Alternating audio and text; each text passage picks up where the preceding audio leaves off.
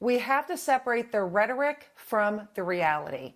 So as you know, Chery pointed out, 1 year ago, Hanwha Shipping, which is the U.S. arm of Hanwha Ocean, purchased the shipyard. That shipyard needs significant infrastructure work.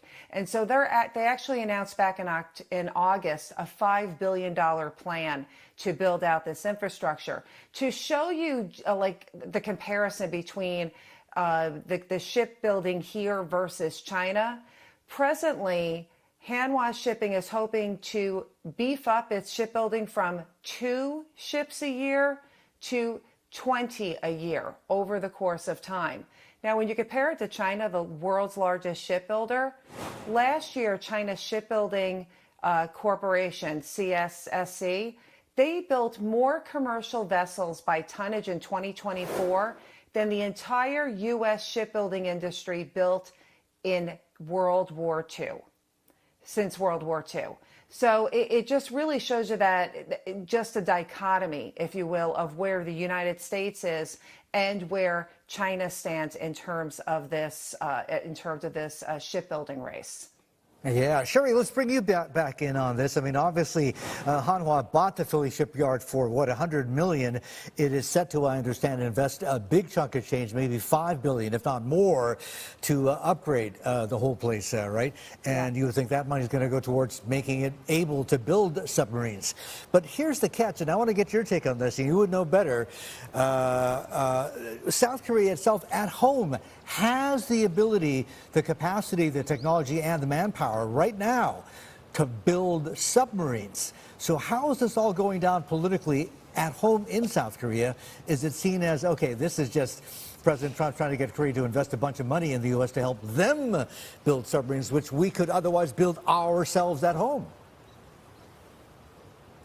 Well, but that's really the nuclear power part that comes into play and makes that conversation a whole lot different, Marty, right? And so a couple of things here. So the details regarding fuel supply, the reprocessing, technology transfer, we don't know at this point. We're just going with that the Truth Social post coming from a U.S. president himself. Not a lot of details at this point in time, but it's very interesting how this could be very hot political topic once again in South Korea. Does this mean that South Korea militarily, nuclear powered, submarine wise, it's now very much dependent on the United States? And why does the South Korean president want to do this at this point in time? It's yet another question. And Lorianne made an excellent point regarding how China is really the dominant player.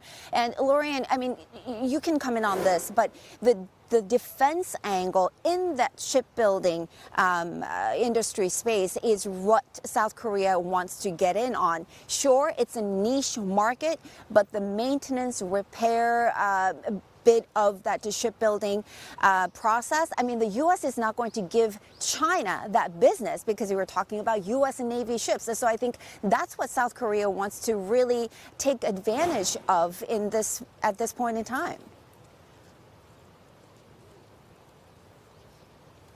It's true. When you look at the Navy contracts in the maritime industry, most U.S. shipbuilding here has always been naval.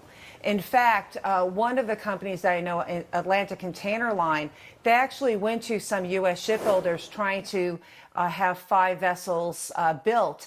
They were turned down because they said for the next 12 years, they were going to be building Navy vessels.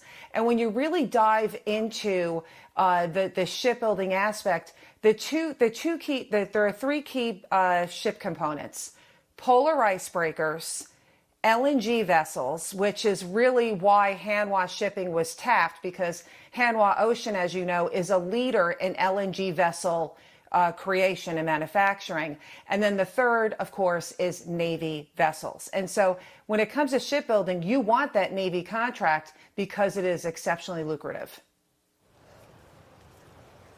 Yeah, and of course, just one thing that I want to point out here, that we're just one day away from that South Korea-China bilateral meeting happening right here in South Korea. And I don't know, things could get awkward, especially when it comes to this idea of South Korea building nuclear power submarines out of Philadelphia. And I think there was actually a reporter question at a briefing yesterday. And this is a Chinese reaction. Foreign ministry basically saying that China hopes the U.S. and South Korea uphold stability and peace in the region, not the other way around. So it's already getting that attention. And remember, South Korea is a country that wants to stay balanced, that wants to stay practical about this trade relationship between the U.S. and China. So will South Korea go out of its way to make this happen if there is a strong resistance coming from the Chinese side? I think that is another thing that we need to keep an eye on as well, guys.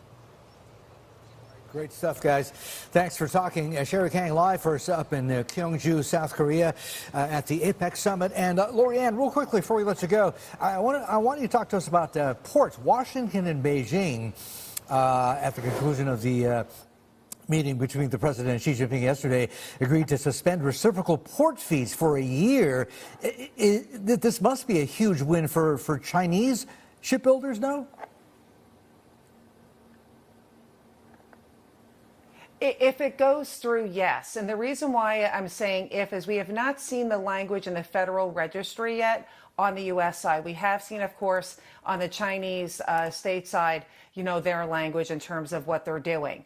It would definitely be a huge win, Marty, in terms of the win, because at that time you were looking at over a $16 million fee that COSCO, China State Shipbuilding Corporation, as well as OOCL, were going to be on the hook for.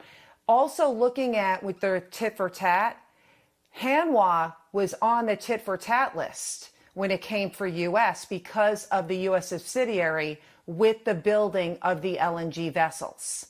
And so, like Chery pointed out, it's really important as we see how this transpires, what happens. The other thing is I spoke with folks just before I got on the air with you that a lot of shippers and ocean carriers, they're kind of waiting to see what happens on the Federal Registry because we don't know if the Chinese cranes, that fee is going to be omitted. That will be huge, as well as this roll-on, roll-off fee that companies are also paying. So there's a lot of uncertainty there. And there is a U.S. company, Atlantic Container Line.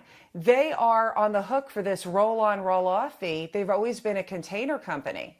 And now they're going to be paying $34 million. The CEO told me, Marty, they might leave the United States. They might be forced to leave and send their ships to Asia because of the very tariff.